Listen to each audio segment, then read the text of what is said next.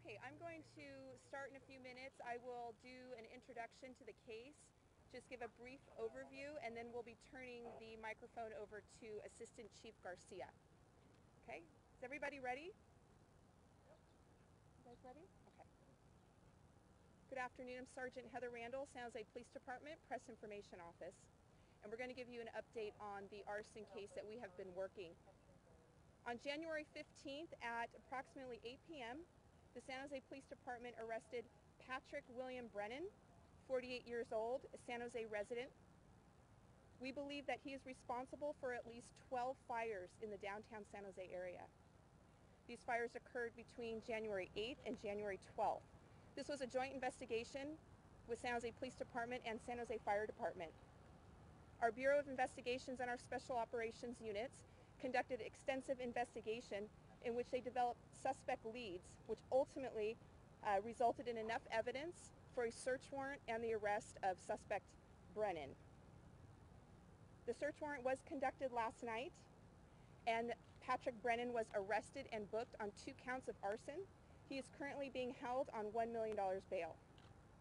We are conducting follow-up investigation in conjunction with the District Attorney's Office, and we will potentially amend and add additional arson charges. I will now turn the microphone over to Assistant Chief Garcia, who will speak on some of the details of the investigation. Thank you.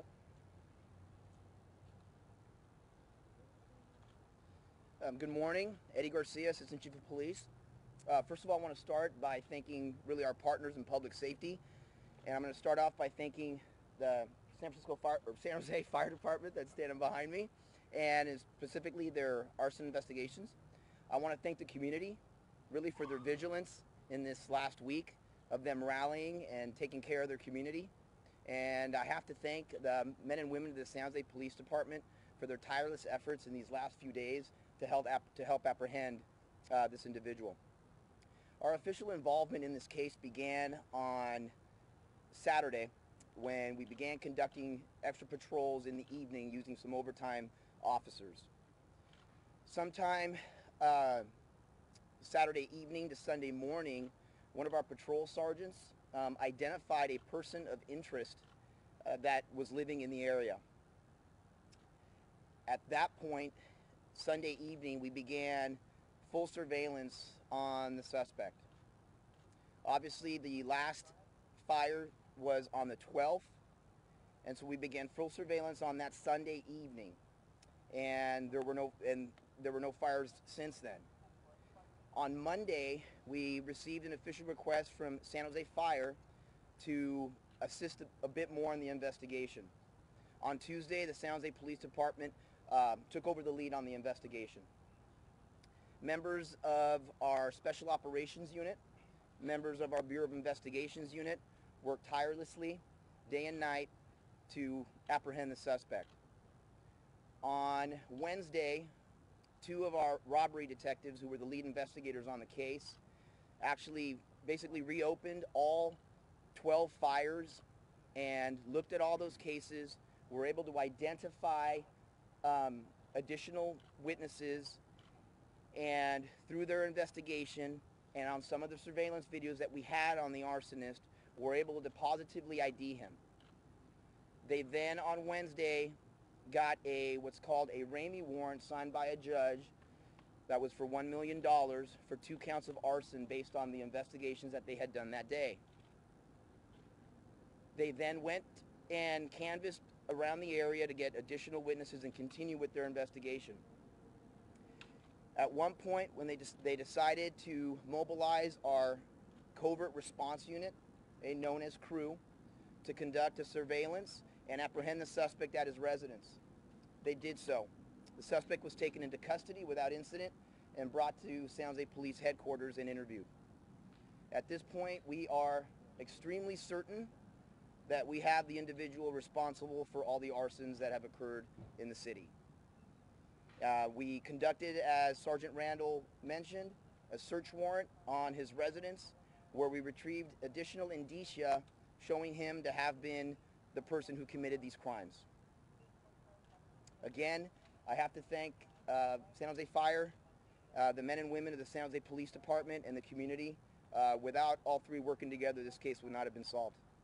And with that, we'll open up some questions.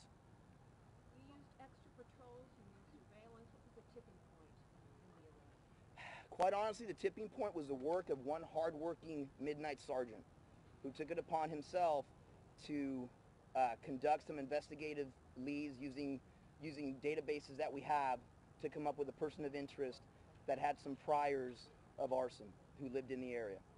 That was the tipping point. Did you see any materials at his house that fit the MO of how the fires got started? Yes, we did. What are those evidence? Right now, again, and I wanted to preface this at the beginning, I should have, but the investigation is active and ongoing, so I can't really get into too many of the specifics. Can you talk a little bit more about his priors, what singled him out? He had some arson priors, Here locally or elsewhere? locally and out of state, and that was one of the. And he had some other priors, but those are the main ones that tipped us off. That tipped the sergeant off that this was a person of interest. Did he have any help? Reaction when he was taken into custody? We do not think. No, we do not believe he had any help. We believe we're confident that he acted alone in these. What was his reaction when he was finally taken into custody? Patrol? Very forthcoming. He did not seem agitated at all. Do you know if he's in a psych ward at this point? No, I do not. I do not know that, but I've not been given any information to lead us to think that that would be needed. Tell us more about him. Does he live by himself? Does he have kids? A little background, more texture to him. Well, he did leave. He did. Duncan, Ben Hong, Irvin Wilson. He did live by himself, and at this point, that's all we're comfortable in putting out on his history. We do not have a motive at this point. Did you find him through face recognition? Do you have a name or how did you go about that? Well, we have databases that are used frequently by officers, and quite frankly, again, a hard-working midnight sergeant who wanted to help out, basically identified people in the area that had a propensity for this. Can we talk to the sergeant as well? We will have to take care of that later. Does he live on East San Antonio Street? Does he live in that area? He lives in the area. Is he a suspect in that warehouse fire? He is the suspect in the warehouse fire.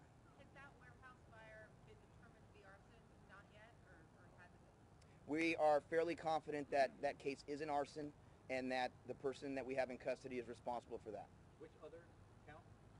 Which other fire was he being charged with? The warehouse and the two counts? There's two counts. I don't have specifics on those. Those would be two of the part of the investigation that the robbery detectives did that day that led to the Ramey warrant. But obviously, as Sergeant Randall said, those charges will be amended at some point in the near future to reflect all the arsons. What do you mean by forthcoming when you said he was finally approached and arrested? What do you mean by that? Can you be a little bit more descriptive? What I mean by that, he was not agitated, and he was very cooperative with investigators. Do you have the damage total? I'm not going to get into the confessions yet. Total damage for any one of the fires or for all of the fires that are associated with this? Well, combined, the estimates we're getting are in the millions when you combine them all. You said you think he has a history of arson. Can you tell us about that history? The only thing we're going to say right now is he's got a history in this state and out of state for arson. Did he serve time for arson? We believe so, yes. Do you know how he set the fires? Well, right now that's under investigation as well.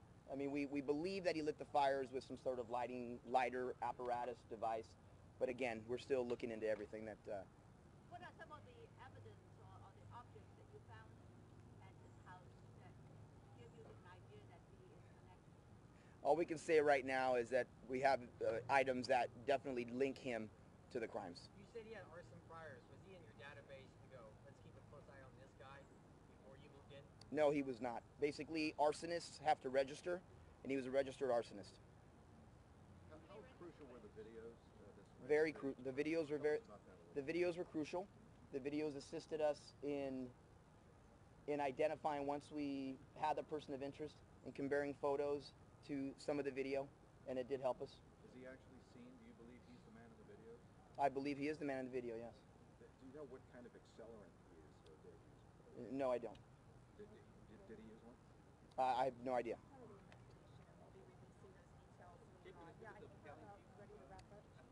After the galleon, keep a couple questions. Sure, absolutely.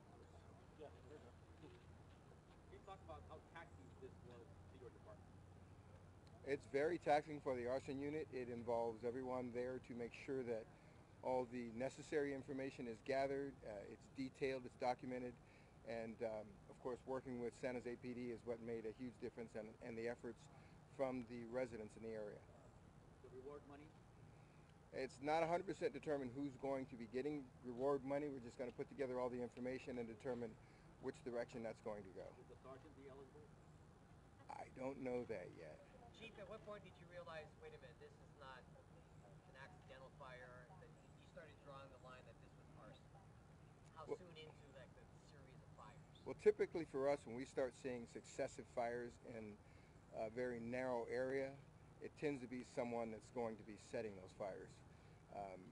The only time we get successive fires where they're back-to-back like that is if we have a wind event, but that's the same day the homes are next to one another.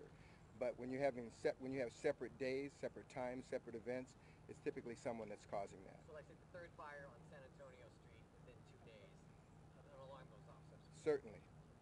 The warehouse fire was initially called pretty confidently a non-suspicious fire. What changed? Well, when you start having, again, successive fires in the same area, then that one also falls into the same group. You start reviewing the information that you have, and you start looking further into the possibility of anything and everything occurring in that area being a part of this investigation. What role did resources play in the time that it took to find him? Did that affect at all? Well, the resources being San Jose Fire, San Jose PD, and the citizens were huge. Without everyone working together, this investigation would not have come to fruition. But it was a concerted effort that made this difference. Can you give us your reaction? I mean, the fire department, police department are here to serve and protect the people, but your reaction, personally, now that he is in custody. We're thrilled that he's in custody. We're thrilled that all of the effort that went forth to stop what he was doing has finally come to an end. This is what the citizens of San Jose pay police and fire for, and this is exactly what we wanted to do, is definitely protect and serve, which is what we're supposed to do.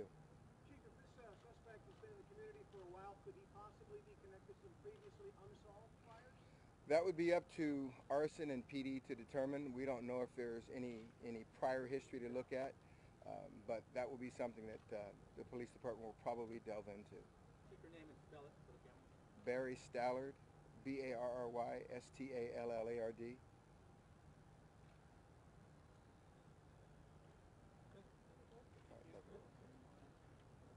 have a picture of this suspect? I think somebody... Yeah, I have it here. For those of you who want to... Was there a sighting of him last night? A sighting last night? Did a resident call before you seen him after he left? Get that later. We'll be sending out, we will be sending out the photo if anybody is in need, and we will also be sending out an official press release as well. So I've already sent it, so if you look at your inboxes, those of you who are on our list, you should have it. I didn't get it. Okay, we'll hook up after and I'll get it to you. Yeah. Albert, was there a sighting of him last night? We heard from residents that he was spotted on 24th Street. They called it in the police. I don't know if that... Well, he was arrested yesterday evening, so I don't know what you mean by last night. So I there mean, was a report that from a resident saying that they had spotted him, they called it in, and then he was arrested right after on San Antonio. okay, incorrect. Yeah. Okay. All right, thank you all for coming. Thank We're going to go you. ahead and wrap up now.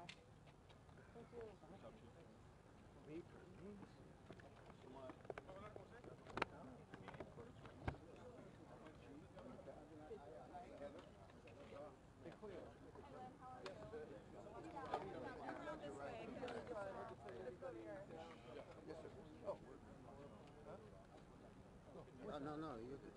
Jamie.